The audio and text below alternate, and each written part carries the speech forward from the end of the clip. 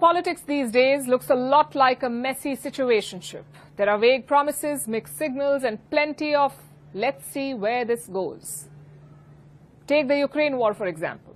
First, the US said it would be involved in guaranteeing Ukraine's security.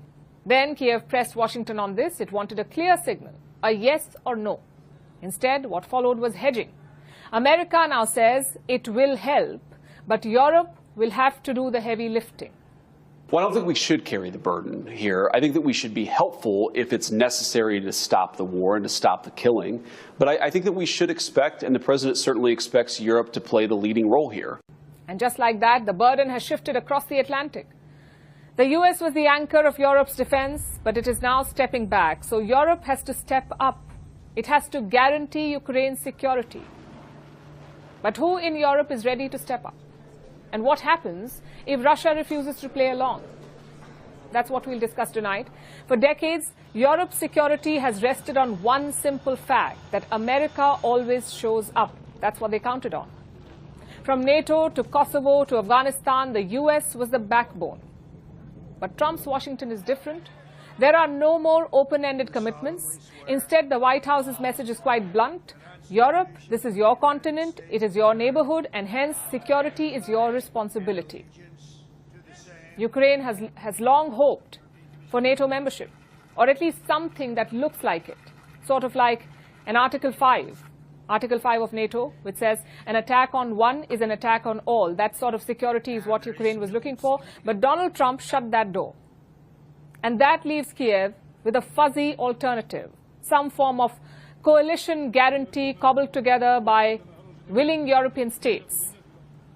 It does sound reassuring until you realize that guarantees without the US are wobbly.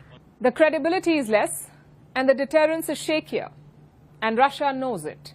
This is the private conversation that we're all going to have about what's necessary to stop the war. But no matter what happens, no matter what form this takes, the Europeans are going to have to take the lion's share of the burden. It's their continent, it's their security, and the President's been very clear they're going to have to step up here. So what is the plan right now? The so-called coalition of the willing is already hatching plans. There are three camps in this. The first one consists of those who are willing.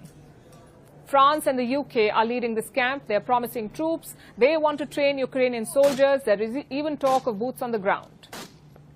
The Baltics, that's Lithuania and Estonia, are also eager. They see Ukraine's survival as their own.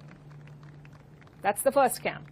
Then there are those who are on the fence, the maybes. Sweden and Latvia are part of this camp. They are unsure of signing up for actual deterrence. And the third category is that of countries that are vehemently against this plan. The countries saying no. Germany is among them. It is ready to write checks, but it is not willing to send troops to Ukraine.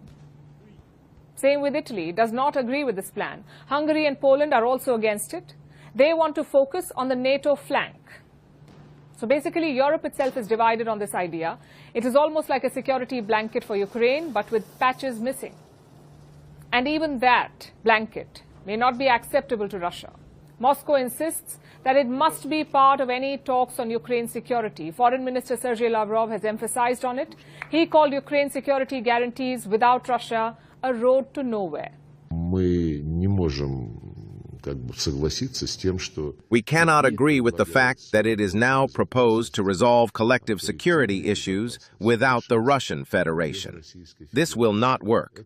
We have already explained more than once that Russia does not overstate its interests, but we will ensure our legitimate interests firmly and harshly. And I am sure that in the West, and above all in the United States, they understand perfectly well that seriously discussing security issues without the Russian Federation is a utopia, a road to nowhere. Russia has even suggested China for the plan. It says Beijing should be among Ukraine's guarantors. So Moscow's stand is quite clear at this point. It may not accept such a plan. So what happens now? For 70 years, Europe outsourced its security to Washington. Now, with war raging on its doorstep, it must finally do the job itself. Will Europe rise to the occasion? Can it build a credible security shield for Ukraine, or will the cracks in this coalition leave Kiev exposed? That's yet to be seen. We'll see how this plan shapes up in the coming days. But one thing is quite clear. America has passed the buck, and Europe is now holding it, whether it likes it or not.